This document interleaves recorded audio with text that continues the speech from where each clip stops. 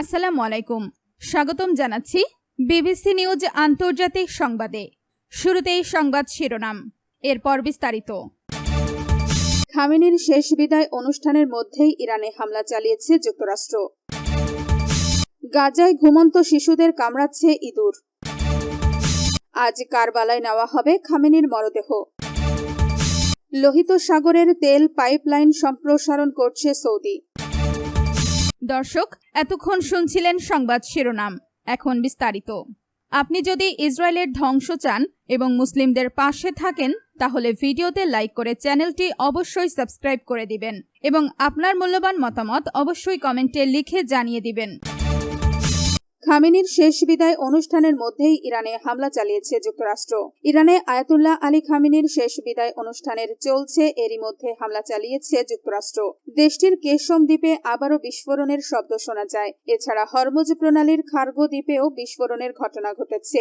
মঙ্গলবার দিবাগত মধ্যরাতে প্রথমে সিরিক ও কেশম দ্বীপে বিস্ফোরণ হয়। এর কিছুক্ষণ পর যুক্তরাষ্ট্রের সামরিক বাহিনীর সেন্ট্রাল কমান্ড জানায় ইরানে তারা নতুন করে আবারও হামলা শুরু করেছে। ইরানের রাষ্ট্রায়ত্ত প্রেস টিভি জানিয়েছে কেশম দ্বীপে আবারও বিস্ফোরণের শব্দ শোনা গেছে। এছাড়া হরমুজ প্রণালীর খার্গো দ্বীপেও বিস্ফোরণের ঘটনা ঘটেছে। ইরানি বার্তা সংস্থা IRIB জানিয়েছে যুক্তরাষ্ট্রের হামলায় সিরিকে বেশ কয়েকজন আহত হয়েছেন। তাদের চিকিৎসার জন্য মিনাব হাসপাতালে নিয়ে যাওয়া হয়েছে। সিরিকের মাছ ধরা ও বাণিজ্যিক জেটিতে আঘাত হেনেছে যুক্তরাষ্ট্র।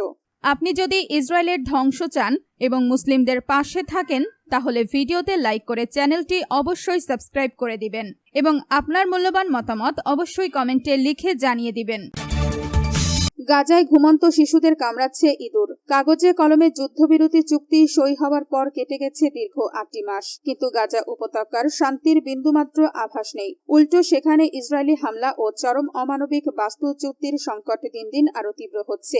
অবরুদ্ধ এই উপত্যকায় এখনো ধ্বংসস্তূপের নিচে হাজার হাজার মরদেহ নিখোঁজ অবস্থায় পড়ে আছে, আর লাখ লাখ মানুষের আশ্রয় শিবিরগুলোতে এখন বড় আতঙ্ক হয়ে দাঁড়িয়েছে ঝাঁকে ঝাঁকে ইঁদুর, যেগুলো রাতে ঘুমন্ত শিশুদের কামড়ে ক্ষতবিক্ষত করছে। মঙ্গলবারও ইসরায়েলের হামলায় গাজায় একজন নিহত ও 5 জন আহত হয়, খবর CNN এর। জাতিসংঘের তথ্য অনুযায়ী গাজার মোট জনসংখ্যার প্রায় 90%, অর্থাৎ 19 লাখেরও বেশি মানুষ বর্তমানে বাস্তুচ্যুত।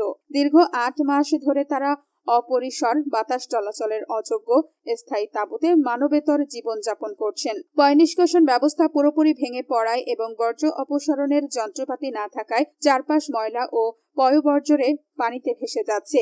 গাজা সিটি একাই এখন 25 মিলিয়ন টন ধ্বংসস্তূপ ও আবর্জনার স্তূপ পরিণত হয়েছে।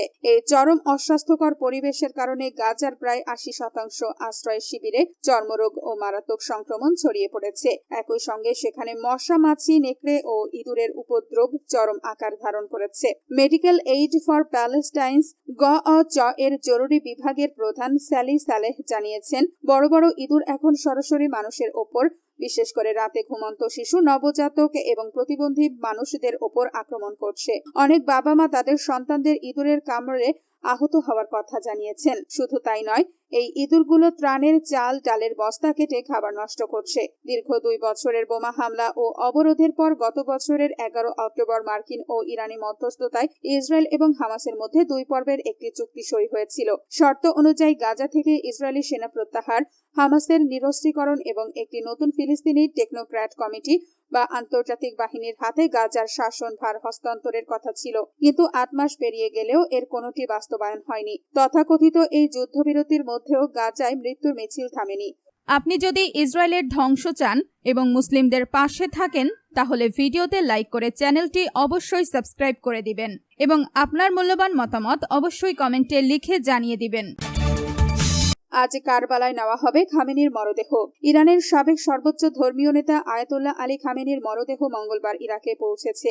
আজ নেওয়া হবে পবিত্র নগরী কারবালায়। মঙ্গলবার 7 জুলাই ইরানের রাষ্ট্রীয় সংবাদ মাধ্যম প্রেস টিভির এক প্রতিবেদনে এই তথ্য জানানো হয়েছে। প্রতিবেদনে বলা হয়েছে, খামেনি ও তার পরিবারের সদস্যদের কফিন বহনকারী বিমানটি মঙ্গলবার রাতে নাজাফে অবতরণ করে। বিমানবন্দরে মহান নেতার সম্মানে একটি সরকারি সংবর্ধনার আয়োজন করা হয়। প্রতিবেদনে আরো বলা হয়েছে, বুধবার নাজাফ এবং পবিত্র নগরী কারবালায় আয়োজিত জানাজায় কফিনগুলো নিয়ে যাওয়া হবে। এতে লাখো ইরাকি অংশ নেবেন বলে আশা করা হচ্ছে, কারণ আয়াতুল্লাহ আলী খামেনি ইরাকেও একজন ধর্মীয় নেতা হিসেবে বিবেচিত ছিলেন এবং দেশটির লাখো শিয়া মুসলমানের কাছে অনুকরণীয় ছিলেন। দেশটিতে খামেনির জানাজা উপলক্ষে বুধবার সরকারি ছুটি ঘোষণা করা হয়েছে।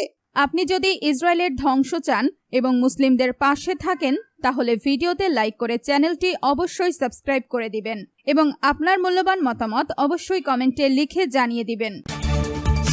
লোহিত সাগরের তেল পাইপলাইন সম্প্রসারণ করছে সৌদি আরব লোহিত সাগর উপকূল পর্যন্ত বিস্তৃত তাদের প্রধান অপরিশোধিত তেল পাইপলাইনের সক্ষমতা বাড়ানোর বিষয়টি বিবেচনা করছে।